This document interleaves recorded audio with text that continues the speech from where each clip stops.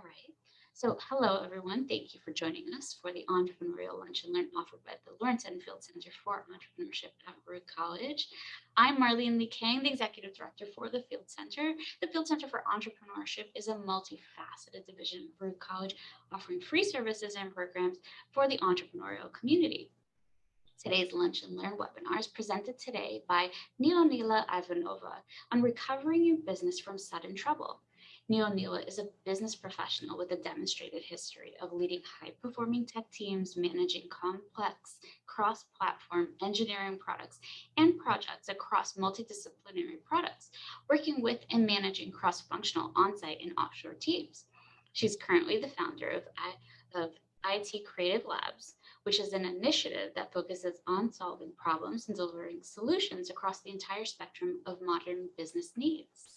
With her expertise, she will discuss how to recover any business from sudden trouble. Thank you so much for being with us, Nionila. My pleasure. Hello, everybody. Feel free to tell us a little bit more about yourself, about your business, and then you could go ahead and take it away and share your presentation. All right, so I'll start with sharing because I added a quick slide on that as well.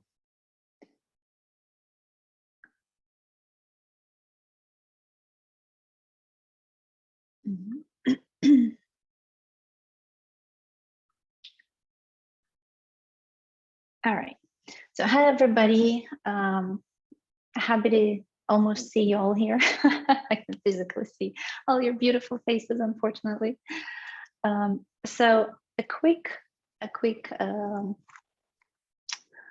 note before we start. So I was approached to present on the subject back in January, and in February, at the end of February, we all know that the war has started between Russia and Ukraine, and I do have employees in Ukraine. So that just tells you how much that topic is close to me. But nonetheless, I'll keep it light, very informative. Actually, people pay a lot of money to get that information. So it's amazing that Baruch is doing those programs. Kudos to you. All the organizers for giving students the opportunity to get that information free of charge and directly from people running their businesses. That's amazing. So quickly about me, I have my MBA from Baruch. Yay for me. That was a tough one because I was completing my MBA while also being full-time pregnant and full-time at a new job at a Fortune 500 company. So that was quite a journey. Maybe next presentation I can talk about it. Also, as has been generously mentioned by Marlene, I'm a CEO of IT Creative Labs, a full service technology company. And here you can see our Instagram handle. I also happen to be the CTO of Stars Align, which is actually quite a unique, revolutionary, if I might say, dating application because it combines astrology and dating, and it literally calculates your matching score based on astrology. So quite neat. If you're into any of this, check it out. Stars Align. You can download it as well if you're interested. And I'm also the creator of a channel called ITPM Training. The name speaks for itself. So basically, I've created this blog, Instagram handle ITPM Training, with the main purpose of getting more women into technology and specifically into project management. So simply by following this account, if you're into project management or any related fields and into tech, just by following this account, you can probably become one, just by reading all the content that I give out there. I also motivate women to join the workforce, tech force specifically, etc. So that's one of my missions, to bring more women and mothers into work on their own terms, which is critical. And almost done. I'm also a member of the Forbes Business Council. So Forbes approached me back in 2019 and offered me to join their membership. And so occasionally you can see some of my posts. I'm sometimes quoted on Forbes, and I also write some posts on Forbes as well. So I'm sure you can all search and find all that information. And last, but the thing I'm most proud of course, is being a mother of two amazing girls. So now that you know a little bit about me, let's go ahead and get to the main subject, right? Why are we here? Is so to learn quite a few things. Like I said, the content's going to be all practical. So take notes. I see you munching on the side. put that burger aside. You might want to take notes. Okay, so here I've listed 5 goals, but please, if you don't see one of the goals here that you wanted to take out of this webinar, please ping it in the chat so that, and let me know so that I can incorporate and make sure you get the best out of this webinar. So some of the goals I want you to achieve is, first of all, is as much as possible, turn sudden trouble into manageable risks, critical. Learn how to expect the sudden, which sounds unusual. Learn how to manage the trouble.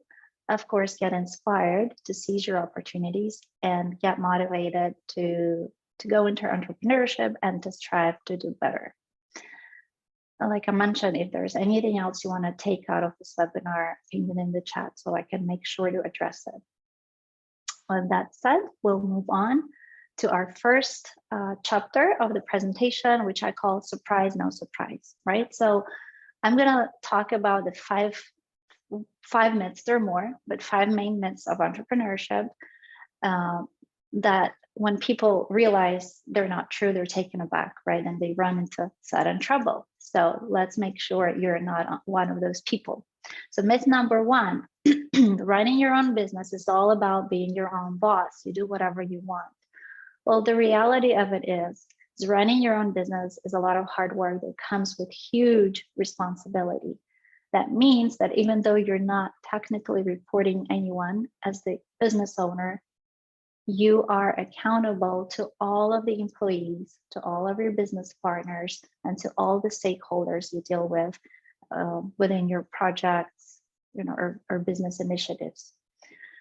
So all in all, you have to realize that it doesn't come as a surprise to you, and that you don't run into that kind of trouble that you're supposed to run the show. You are, but you're also taking huge ownership and responsibility for everything that goes on in your business. It's very important to understand this. It's not a light walk. It's not being employed on a W-2 where you're told what to do, right? You report it and you get paid for it. You don't report to anybody, and you get paid on what your company and business are able to do, which you as the enabler is the only person at the end who's responsible for the end results. Myth number 2, to be successful, you have to work 24/7 and set similar example to your employees. Less sleep equals more work time. And I think that's still quite a common myth, right? We hear so many stories of overachievers who've been grinding it out and working 24/7 to get to where they are. But if you talk to people who made it at the top, and if you simply even do a quick search, you'll very quickly realize that sleep matters and you have to get plenty of it. Of course, it's easy for me to sit here and tell you you have to sleep, because sleep matters, it's important, where I know for a fact that it's one of the challenges I'm facing as well, not just being an entrepreneur, but also a mamapreneur, right? I have a lot of responsibilities to juggle, and finding me time or getting some extra work done in the after hours seems just too much of a temptation not to take it sometimes. But that being said, I always try to, preach the things that I'm actually doing myself, and not just say one thing and do the other. So I have been very serious about my sleep, and I do set the timers. Like I literally would count, okay, if I'm going to bed today at 12 a.m., it means I have to stay in bed until 7 a.m. the next day.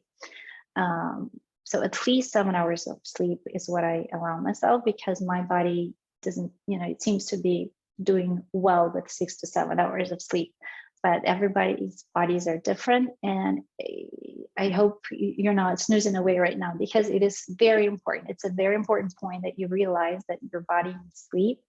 And it helps you on so many levels. I mean, we can have a whole new webinar just on sleep, and I don't want to obviously take all that time on it, but please take it seriously. Take the sleep that your body needs, 7 to 9 hours, depends on where you are, and make it a priority. Make it a priority. And then you won't run into surprise of burnout or confusing things or being very low on productivity when you work 24/7. Okay, myth number 3. You have to be 100% ready before you start a business. The reality of it is you will never be prepared for what's coming. So start now, but of course, let's finish our webinar first so you can decide if that's for you and if you're ready in that mental sense of the word, and then hit the ground running. Do not wait for the perfect moment. That perfect moment has already passed, because it doesn't exist. There is no perfect moment to start your business. It could have been January 2020, but then we had COVID. Who knew, right? And then it could have been any other day, and then something happens. So don't wait until you have every single thing planned out. It will never go according to your plan, ever.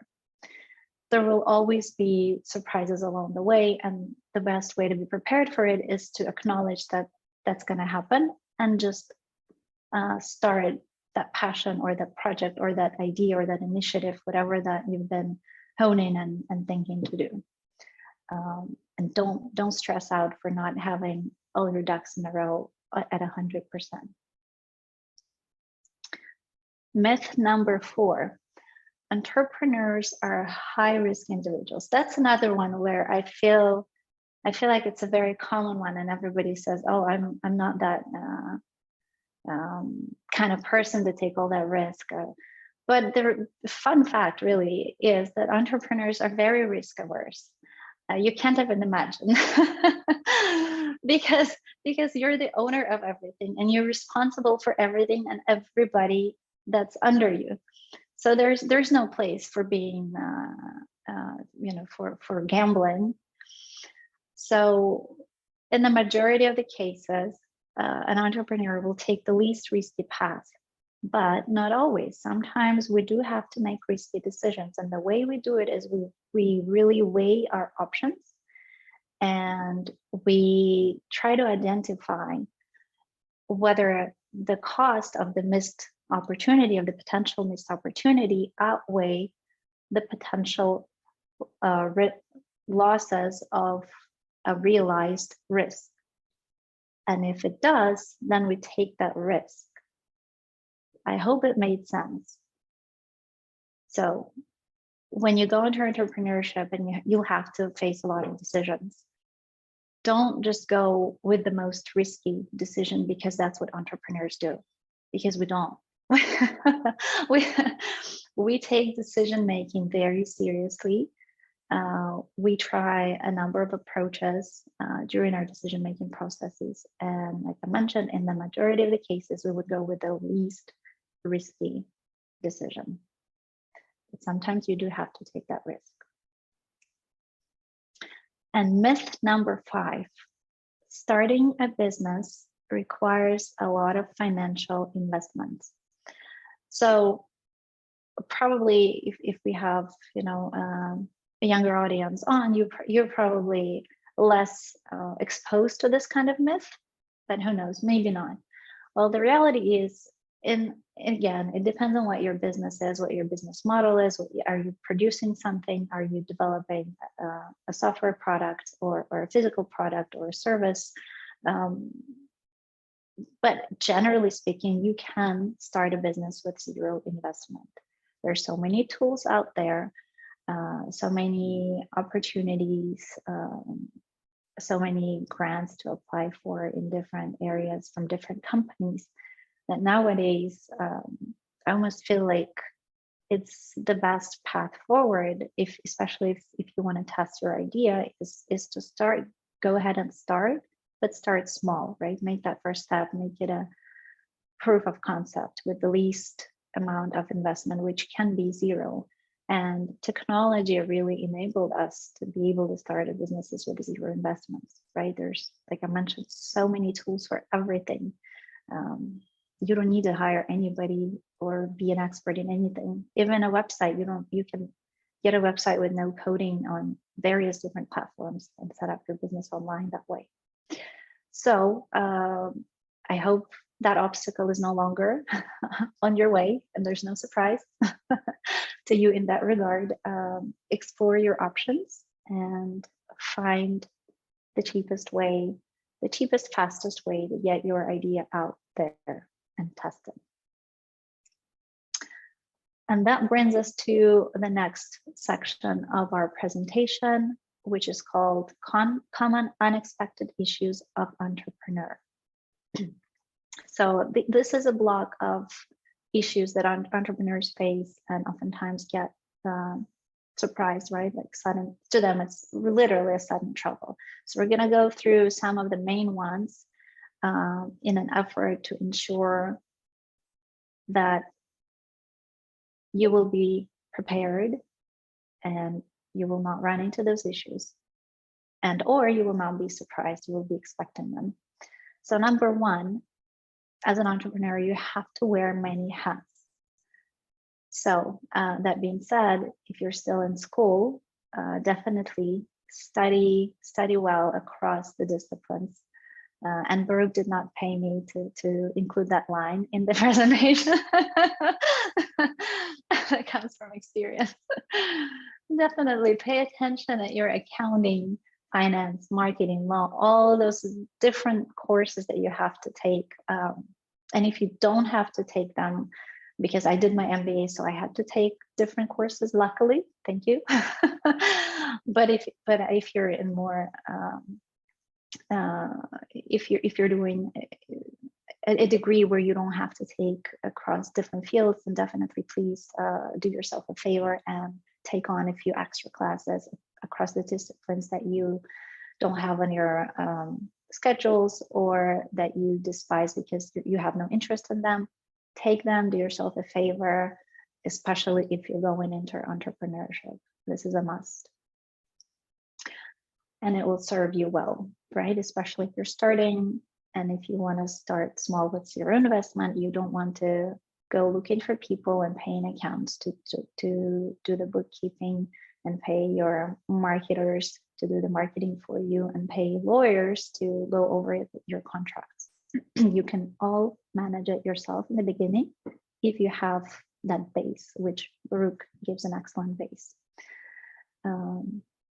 Point number two, your business partners might disappoint you. Yes, that's another common issue that takes every entrepreneur by surprise, is that your partners might disappoint you.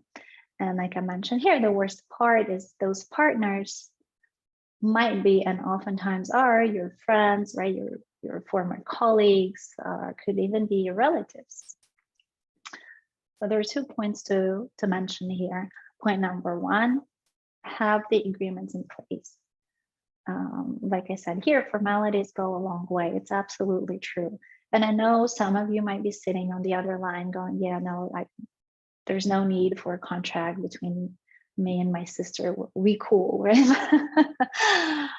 But take it from, and I'm sure I'm not the first person to say this, but take it from the people who have lived through those experiences and know what they're talking about. It's not hypothetical, it's real. And if you are cool with your sister, mother, brother, sister, mentioned this before, friend, boyfriend, girlfriend, partner, whoever, then there shouldn't even be an issue of filling out that agreement. So put it in place so that everybody knows who's doing what, who's responsible for what, and it will make your lives easier. It might even help you avoid the conflict. Maybe, not always, but if the conflict was to arise, you already have all the instruments in place to regulate it and to resolve it in the best possible way for the company, but also for yourselves as people, as individuals. So that's point number one. Point number two is, I hear this a lot. People say, you should never start a business with your family members or with your husband or with your wife. And if you hear this, or if it's one of the things, somebody says to you when you mention you want to start a business with your girlfriend, boyfriend, partner, and that's stopping you, it should not. I completely disagree with that statement, because running a business is really nothing, well, in a sense, nothing different from building a family. So how are you building a family together and not able to run a business together? It's hard for me to understand. And I know a lot of people will push back that it's different. At the end of the day, it's nothing different. You negotiate, you're two people that have sometimes different opinions that you have to work through, right? So I just wanted to end this point on a positive note, that it shouldn't discourage you from starting a business with somebody you know or trust, and out of fear that you might lose that relationship or that connection. Absolutely not. Put the formalities in place, the agreements in place, and just trust and hope for the better. And I'll give you my personal example. I've had a lot of disappointments, but I also had one good story to share. One of my business partners is my husband, and we've been together for over 16 years. We started our first business together. Oh my goodness, 14, 12 years ago-ish. And we're still together. I have to note, we do not have a formal agreement company-wise in terms of managing our relationship, but we do have another very strong agreement. It's called a marriage certificate. So I think it covers the basis. He can't jump off that boat, neither can I. So I hope that encouraged a little bit. Okay, moving on to the next one. Organizational culture matters. Absolutely. It's a point that gets so overlooked and so underrated so often. And it comes as a huge surprise issue, huge issue. And quite frankly, shocked to many entrepreneurs to find out that their organization fell apart because they had no organizational culture, or because it wasn't managed, or because nobody paid attention to it, right? Because it's not something tangible. So I think a lot of entrepreneurs overlook it, especially in the beginning. And sometimes it gets to a point of no return, unfortunately. Sometimes people pivot, realize what the root cause is, and fix it. Very important point here that I wanted to make is that the organizational culture starts with you as the business owner. So don't expect that you start a business and then you start growing, hiring people, and they take care of it and everything happens on its own organically. Absolutely not the case. Everybody will be looking up to you as the leader. Everybody will be looking up to the values that you bring forth within the company, but also you as an individual. Everybody will be looking up to how you treat your employees, how you treat your reports, how you treat your business partners, your clients, your customers, how you treat your work in general. How do you show up every day for that work? Do you show up every day for that work? All of those things will dictate your organizational culture. You don't even need a document writing out how great your culture is. Your actions will show where it is and how it is in reality, right? So if in our previous point I mentioned you put the agreements in place here, of course, as you grow, you want to formalize it and bring it all in writing. But the fact of the matter is, it doesn't matter what it would say on your cultural pamphlet. Everybody will know and feel it and breathe it every day. And it starts with you. Another huge point, contingency plans. A lot of businesses, I can't even tell you how many businesses run into that unexpected situation of not having a contingency plan. Very critical that you put it in place as soon as you can. And it's a living document, so you update it as you grow, or as your initiatives grow and as your team grows. So one of the questions I propose here is just as a quick example, right? Right now, at this moment, what would you do if your computer stopped working? Think about it for a moment. What would you do? How would your work? That's it. There's no return. Your computer shut down, lost, drowned in the river. You don't have it. How does that impact your business? Can you still run your business? Right. And that's just a quick example. I hope you can relate to it. Being in software development, I sure can relate to it. And I do have an answer. Nothing would happen. I have 300 backups all in the cloud. I can reach it from any device, and anybody can reach me from anywhere. But think through those issues. Think through, even to a point which it sounds very, very sad and negative, but that's just the reality.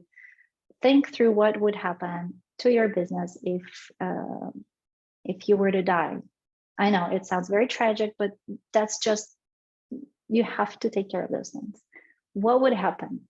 Who would be doing your responsibilities? Who would be talking to your clients?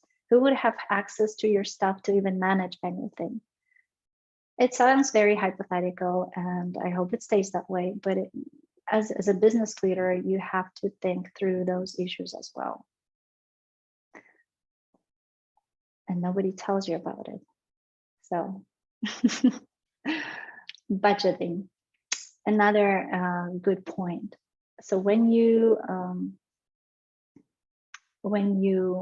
run a business and you start getting profit, of course you will. A lot of money will come your way. Let's manifest this. And as you grow your business and you grow your profits, you want to split your revenue in multiple streams. A big part of it will definitely have to go back into your business if you want to continue growing. Some part of it you want to leave out for taxes. So many taxes. But then a lot of, I'm laughing, but a lot of entrepreneurs don't do this. And then they run into a surprise where they either dumped all their revenue back into growing their business and they have nothing to pay their taxes with, or they've used it for personal expense and they have nothing to, because they don't expect that much amount of taxes. And believe me, they're not small. So make sure you allocate some amount for that. And then obviously you want to leave a part to support yourself, your family, and then definitely have some as a contingency reserve. And I will give you my example here, back to my employees in Ukraine. So as the situation was developing, I was watching it, monitoring it closely, and I was talking to my employees about the possibility of Russia invading Ukraine, and they wouldn't even entertain that thought. They almost made fun of me, saying that I'm being too dramatic, right? But then on February 23rd, my 7 a.m., all of a sudden, I schedule an all hands meeting with my employees, and I asked them, each one of them, to create their own contingency plans. By end of the day, I wanted to have everybody's plans on how they're planning to, if that were to happen, what are they planning to do, how that would impact the work, and I wanted them to pack their what's that called? Like their security bag, like the emergency bag. I wanted them to pack their emergency bags and send me pictures, but they did it. So that was 7 a.m. February 23rd. And I also said, and I paid them 2 months payroll in advance, just in case. Just in case. So that was taken from my contingency reserve, which luckily I had. February 24th, 6 a.m., the war has started. And within a month, I found out that it was nearly impossible to even process a payroll to Ukraine, at least not through the means that I did it just a couple of days ago. Because many of the financial institutions that proclaimed we stand with Ukraine and we're blocking Russia or blocking Belarus, they've, unbeknown to the public, perhaps they've also blocked Ukraine as well. To them, it was a high risk transaction. So having the contingency reserves and being able to plan ahead, I was able to provide for my employees for the next 2 months, which gave me leverage to find a suitable solution to continue their payroll afterwards. And now I wanted to share this with you. I call it ICMAR. It's a decision-making approach I have developed to enable business leaders to make the best decisions during the worst times. So given this is the method I've developed, it tells you how many situations I had to deal with, how many unexpected sudden trouble I had to go through. So this approach really helped me mitigate a lot of it, including the war in Ukraine. That's why I was proactive and I did what I did before everything happened, even though nobody could expect it till it actually happened. So step number one, the method consists of 5 steps. And step number 1 is identifying your unmanageable risks. So as you work through your risks log, which you might have not, but if you don't keep a log, at least you want to think about what potential risks there might be to your company, to your business, which means you have to not just look, one step further, but you have to look strategically as well. You have to follow the news. You have to connect the dots and understand which part of the news that you hear can impact their business directly or indirectly. So after you identify those risks that I call with no possible mitigation, because they're literally out of your control, right? You conceptualize. You come up with the best and the second best scenarios for dealing with that realized risk. Like if that risk were to happen, what would I do? Or what would be the best thing for me to do as a business leader? What would be the best thing for the business? And then the best and the second best, because if the best doesn't work, you have a follow-up plan. And from then on, you continue to monitor those risks, and you definitely have to identify how severe it is, right? And what is the probability of that risk occurring? And as soon as both hit high, that's what you want to start acting on it. So there's low, medium, high, critical. You don't want to get to a critical point because you might miss it, and you'll be dealing with a realized risk. So you want to, but as soon as it hits high, that's when it's definitely time to act and implement your contingency strategies that you've conceptualized in step 2. And afterwards, you do a retrospective. Absolutely, you look back at what has happened, how it had happened, how you have managed it as a business leader, and what you could have done better. What worked, what didn't work, what could have been done better. And then you improve with each upcoming risk, with each upcoming sudden trouble, you improve to get better, more confident, and more effective. And that concludes my presentation. I thank you so much for your time. You can connect with me on LinkedIn or on Instagram, and I'm happy to take questions if there are any. Nionila, this was really, really very fascinating because I think especially in the current events occurring across the world, it really just makes sense why your plans have developed over time, and now it's actually in practice, unfortunately in practice, but you're seeing the need and you're taking all the right steps. So I really commend you for that. We do have some questions. I'm going to start with the beginning. I'm going to actually take down your screen so we can just talk. I want to see. Oh, it won't let me do that. There you go. Would you be able to take it down?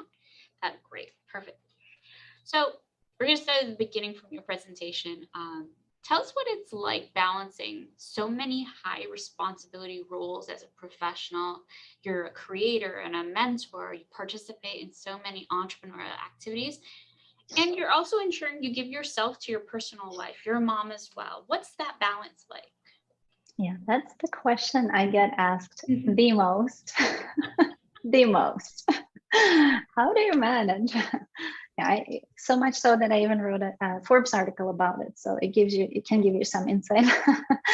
But it's all about time management, really. It's all about prioritizing. And I don't start my day like, oh, let's see what this day brings. Surprise, surprise. I can't afford that. I start my day the day before, at least the day before, looking at what's ahead, prioritizing those things. And one trick I can share with you that, I don't think a lot of people realize how powerful it is. But when I prioritize across all of my activities, including my family. So it's not like I have my work list here and I prioritize, then my other work here and then family here. It's all in one. And to me, it makes the most sense because I know the most urgent things that I have to do, regardless, work, family, right? If I have to call a doctor, it's not going to be in that other list. I'll forget. It's going to be right at the top before anything else in my work list, right? So consolidate. That's the biggest advice I can give you is try to plan ahead of time, right? The day before.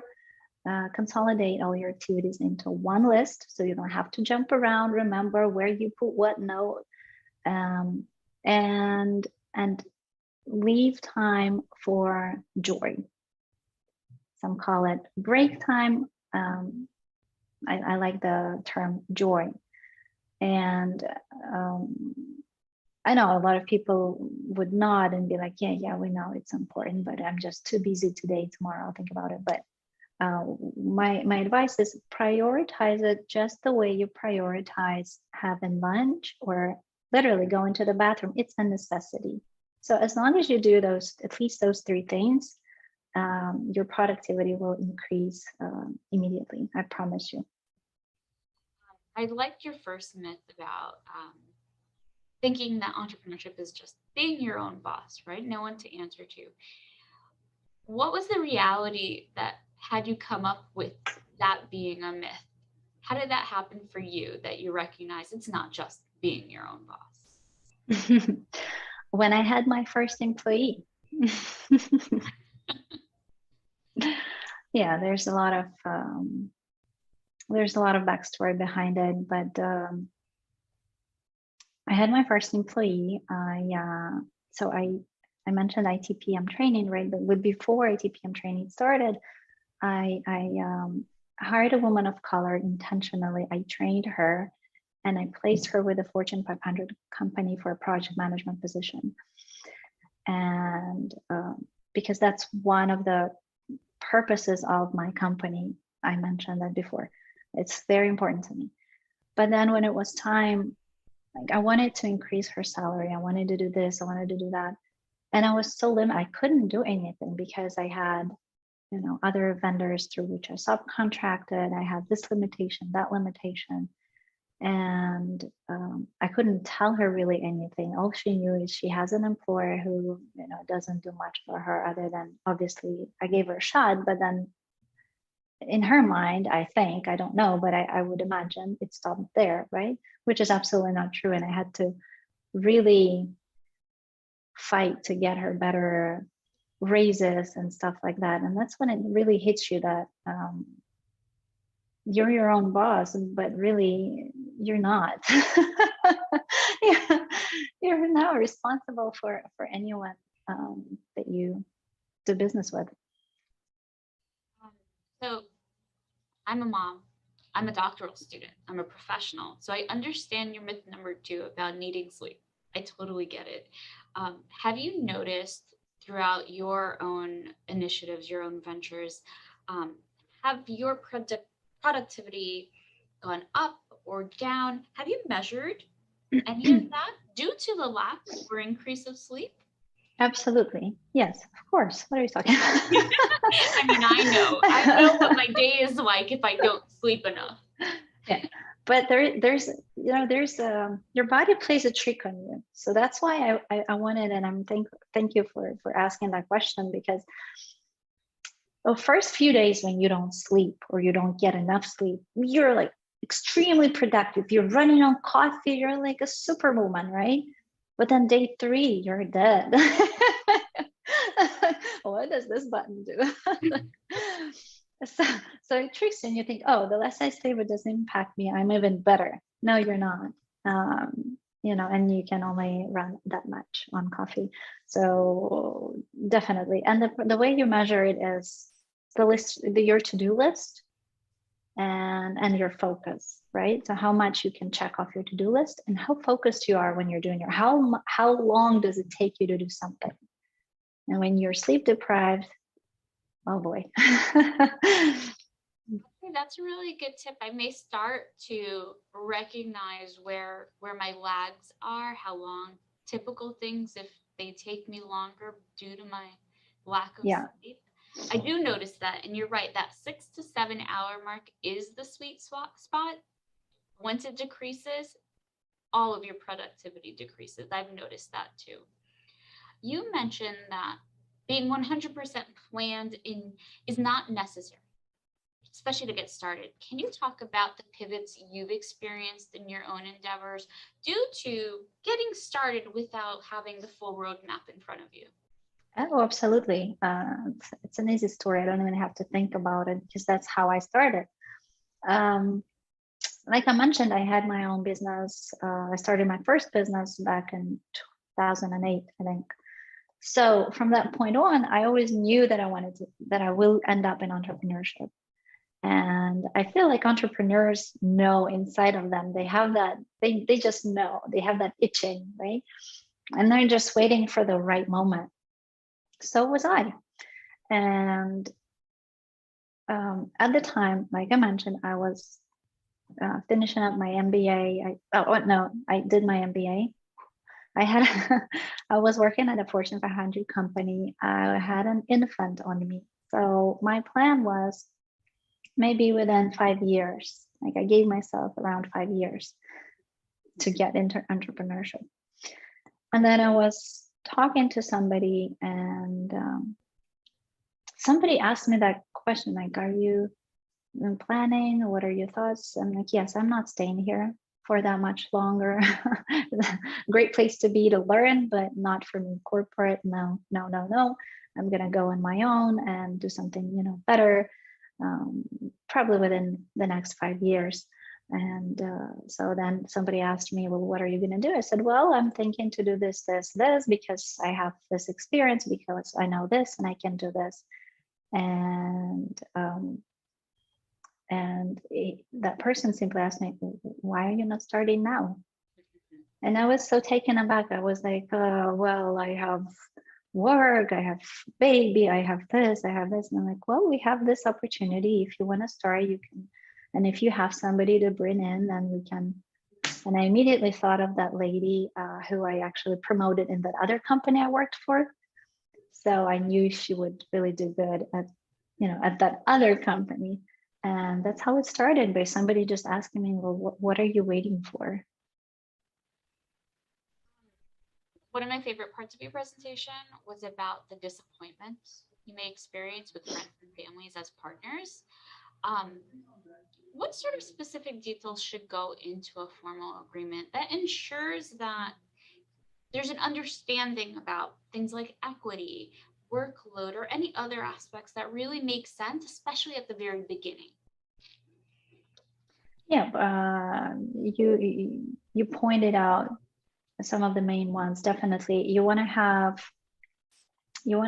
a clear statement on responsibilities, who's responsible for what, because oftentimes if it's two business partners, then unfortunately, then they're trying to compete who's the actual CEO or who's the actual leader here. That's ridiculous, but it happens all the time. So list out your responsibilities so there's no fight who's doing what and who's responsible for what. Definitely in terms of equity, who owns what, definitely in terms of should the separation happen, how it will go, right? Who takes what, who's entitled for what. Perhaps include a non-compete, like if one's leaving, he or she's not allowed to start the same thing within a year, or take your employees, take each other's employees within a year without written consent, and just things like that. You talk in depth, and something that I enjoy is organization culture and culture style. I personally believe it's a great foundation for establishing how well your business runs, whether it's your own business or you work for an organization. What is your organization culture style? How would you describe it? And what suggestions would you have for newly started businesses for them to figure out what should be their organization culture? So my organizational culture, I would like to describe by quoting one of my employees, a developer, who funnily enough mentioned that just a few days ago. So we got on a call. He's a developer from Ukraine, and since the war started, I make a point to attend, as almost every meeting that I can, even though technically I don't have to be there. I have all the teams, the project managers, but I make a point to be there, just to hear them, to see them, for them to hear me, and give support in that way as well.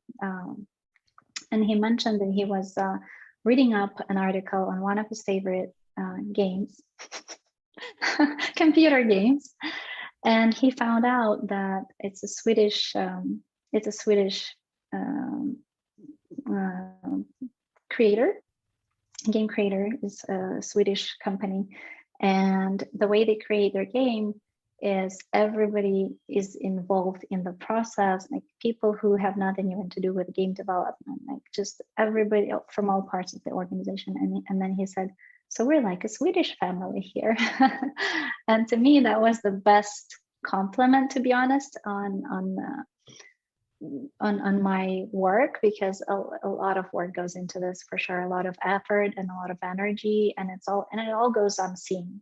That's another thing I didn't mention in the presentation, but I probably should have. Nobody's going to thank you for your, do not expect appreciation at all. And no, really. So to me, that was, like a moment of joy, to be honest. So Swedish family is my, apparently that's my organizational culture. And the way you started is write out or formulate the values you want for your company. That's number one.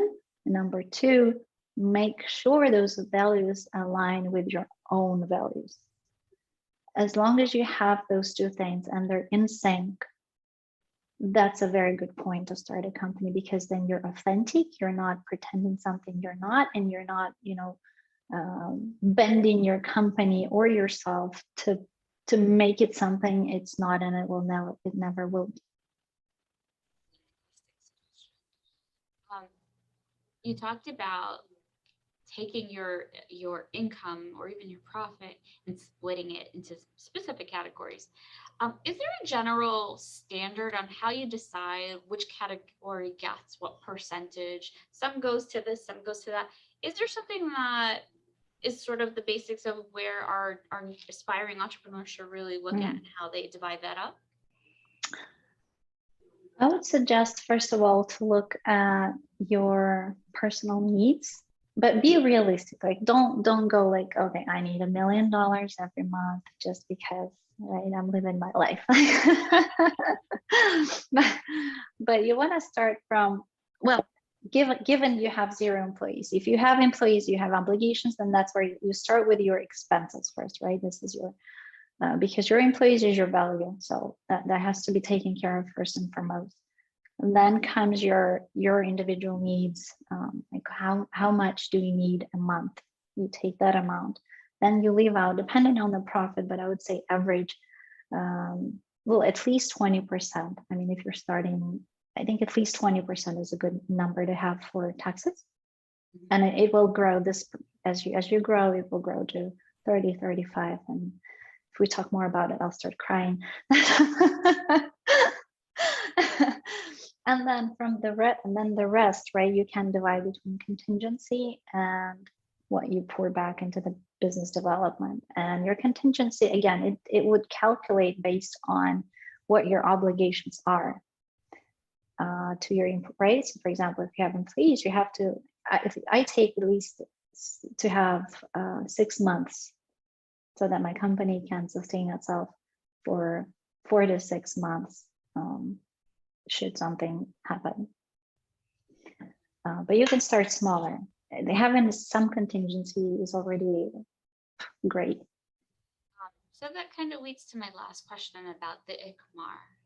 Can you tell us if you're able to quantify how less the impact of risk is to a business if a company follows your ICMAR approach? What does that actually look like to them? Good question. I cannot give you a number because I have been doing it on my own for myself, for my company. But even with the most recent example, I can tell you that should that process approach had not been implemented, I would have lost 70% of my business immediately, just because I wouldn't be able to pay my people, which means there would be nobody to support my projects or my clients, and not even talking about the effect of, clients telling other potential clients what has happened to them. It's a very significant number of risk and loss. I want to thank you so much. I learned a lot in this presentation, so I really appreciate you being here with us.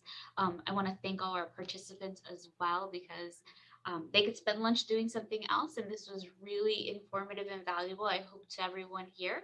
I hope to see everyone at our next and last Lunch and Learn for this spring, which is on April 28th, using your strengths to develop your unique selling proposition. So thank you, everyone. Thank you, Nionila.